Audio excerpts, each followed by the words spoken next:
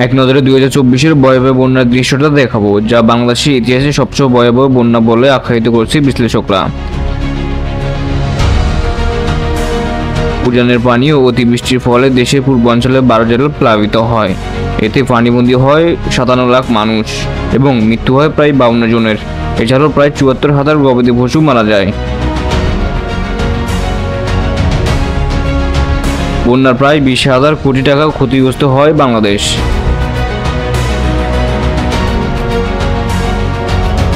ভয়াবহ বন্যার দেশে যে 12 জেলা প্লাবিত হয় বন্যা, সেগুলো হলো ফেনী, কুমিল্লা, চট্টগ্রাম, খাগড়াছড়ি, নোয়াখালী, মৌলভীবাজার, হবিগঞ্জ, ব্রাহ্মণবাড়িয়া, সিলেট, লক্ষ্মীপুর,